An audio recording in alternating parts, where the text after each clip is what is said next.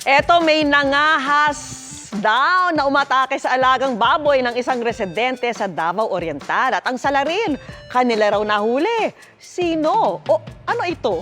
Kuya Kim, ano na? Gumabang ang takot sa mga residente ng Barangay San Jose sa Caraga, Davao Oriental.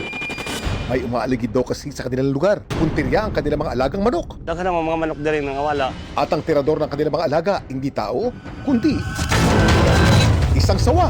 Na ako'y makita sa mga kilid-kilid nga gagmay nga bitin. Tapos karon wa ko kabalo di ay nga naa pa pinakadagko pa nga bitin. Hanggang nitong nakaraang linggo, nagulat na lang ang residenteng si Ferdinand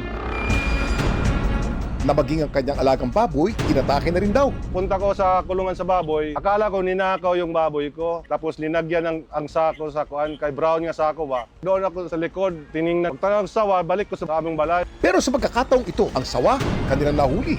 Sa laki kasi ng nilunok nitong baboy, lubobo ang katawan nito at nahirapang gumalaw. Kaya hindi na raw nitong nagawang umiskapo sa pinasok na kulungan. Nagulat lang ako na ang yung baboy kinain na. Malungkot sir kasi wala na akong pakainin. Maliligtas pa kaya ni Ferdinand ng kanyang alaga?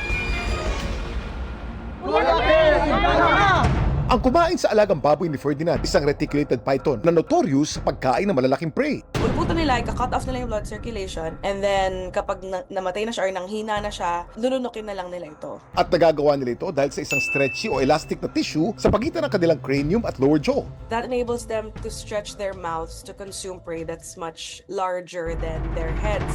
Samantala, agad naman daw tumawag sina Ferdinand sa Environment and Natural Resources Office ng Caraga para kunin ang sawa. Pagka mga alas 10 sa umaga, pumunta rito yung taga-DNR. Pero bigo na silang maisalba ang alagang baboy. Sabi sa taga-DNR, punta kami sa barangay. Nag-istoryahan mi ni Kap kung naidarating daw na mga baboy sa DE, papalitan daw.